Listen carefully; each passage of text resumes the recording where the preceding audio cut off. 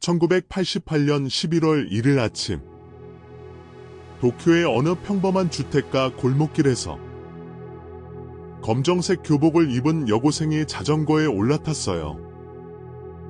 등굣길. 이웃과 인사도 나누고 엄마가 챙겨준 도시락을 가방에 넣는 모습까지 모든 게 일상 그 자체였거든요. 그런데 그날 오후 그 아이는 학교에도 집에도 돌아오지 않았어요. 아무 연락 없이 그냥 사라진 거예요. 그게 그날 아침의 마지막 모습이더라고요. 경찰 조사를 받던 친한 친구는 그날 오전 등굣길에서 그 여고생이 낯선 남자와 이야기를 나누는 걸 봤다고 했어요. 남자는 회색 코트를 입고 있었고 자전거 옆에서 조용히 뭔가를 말하고 있었대요. 친구는 멀리서 지켜보다 그냥 지나쳤죠. 근데 나중에 생각해보면 그 여고생의 표정이 좀 이상했어요. 웃는 건 아닌데 그렇다고 두려워하는 것도 아니고 그냥 어색했대요. 그게 마지막 목격 증언이 돼버렸거든요. 수사 중 그 여고생의 책상 서랍에서 일기장이 발견됐어요. 페이지를 넘기던 형사는 손을 멈췄죠. 한 구절이 눈에 박혔거든요. 그들이 날 감시하고 있어. 창문 밖에서도 학교 뒤에서도 누군가 따라와. 이 글은 실종보다 일주일 전에 쓰였어요. 경찰은 이 문장을 반복해서 읽었대요. 감시당했다는 기록. 그것도 피해자가 직접 남긴 말. 근데 경찰은 그때 아무 조치도 하지 않았어요. 그때서야 알았거든요. 1989년 3월 3일 도쿄 아사다바시 근처의 공사장. 호크레인이 콘크리트 블록을 부수던 중 작업자 한 명이 갑자기 멈췄어요. 안에서 이상한 질감이 느껴졌거든요. 곡괭이로 살짝 긁어보니 딱딱한 시멘트 사이로 회백색의 조직이 드러난 거예요. 아무도 몰랐죠. 그 안에 4개월 전 실종된 여고생이 완전히 밀폐된 채로 들어 있었다는 것? 시체는 바닥을 향한 채 마치 쓰레기처럼 벗겨졌고 공기조차 닿지 않은 상태였어요. 그날 아침 겨우 해 뜬 하늘 아래서 누군가의 숨통이 영원히 끊긴 현장이 드러났어요. 시신을 조사하던 감식관이 손목을 본 순간 손이 덜컥 떨렸어요. 수갑 자국이 선명했거든요. 피부가 깊게 찢어져 있었고 그 위로 이상한 흉터가 덧씌워져 있었지. 가까이 들여다보니 반원 모양의 작은 점들이 규칙적으로 배열된 문양이었어요. 마치 도장처럼 살 위에 새겨진 거예요. 경찰 내부에선 바로 소문이 돌았죠. 이게 범죄 조직의 낙인이라면 피해자가 조직과 연관됐던 건 아닐까? 근데 여고생이 학교 일기장엔 연애 고민밖에 없었는데 그 문양은 결코 우연이 아니었어요. 누군가 그녀에게 무언가를 각인시키고 싶었던 거예요. 경찰은 곧장 건설 현장의 임시 감독관을 특정했어요. 이름은 없지만 정과 칠범, 폭력과 협박으로 기소된 전력이 있었고 사건 직전 현장을 통제할 수 있는 유일한 인물이었죠. 그런데 이상한 점이 있었어요. 그는 시신이 발견된 지 이틀 전 갑자기 현장을 떠났거든요. 연락도 안 되고 집도 비어 있었어요. 그의 이전 동거인은 경찰에게 이렇게 말했대요. 키. 여자애들한테 자주 관심 보였어. 조용한 애들.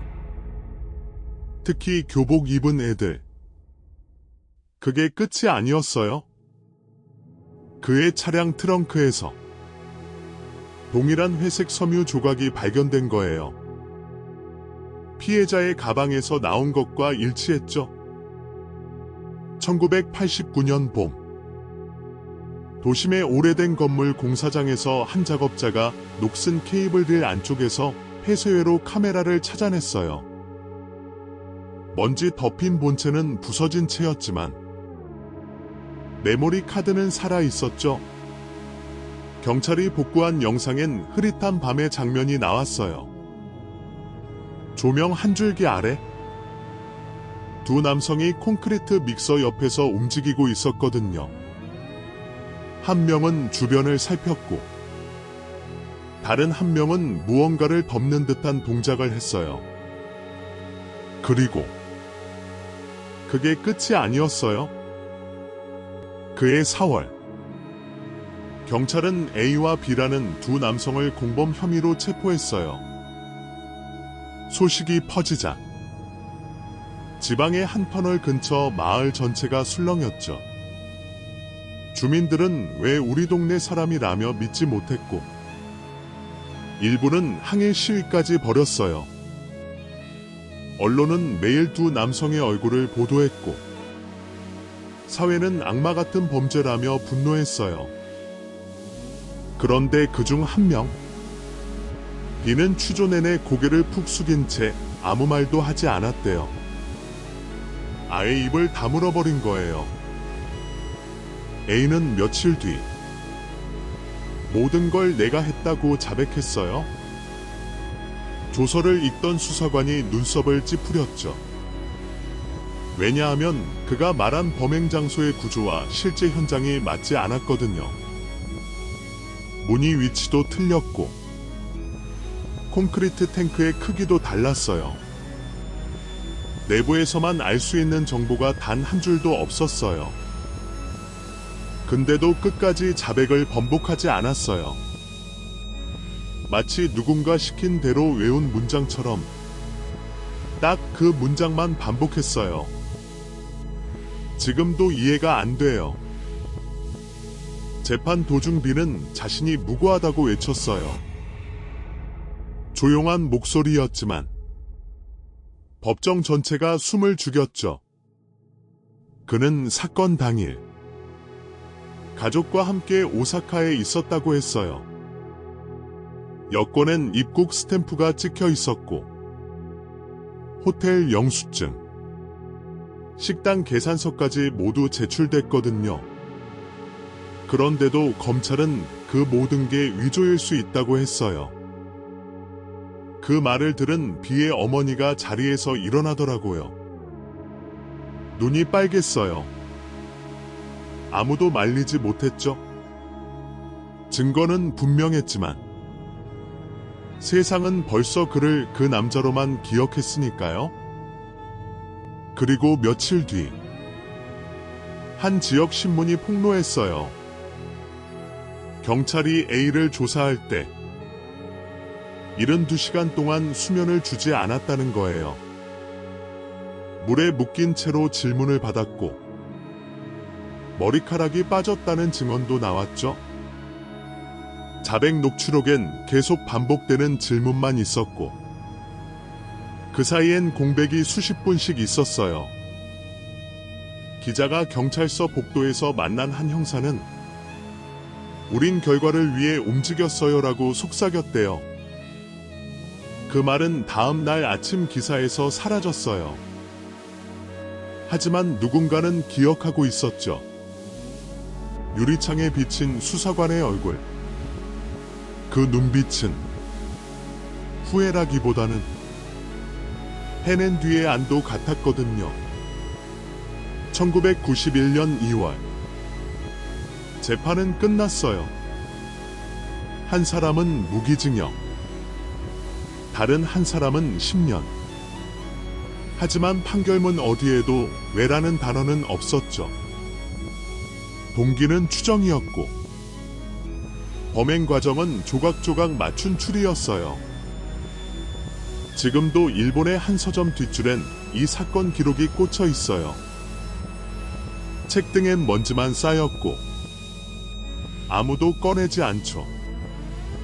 그 여고생의 이름도 웃는 사진도 기억하는 사람이 얼마나 될까요? 콘크리트는 부서졌지만 진실은 여전히 덮여 있거든요. 그리고 그 시멘트 냄새는 아직도 공사장마다 남아있는 거예요.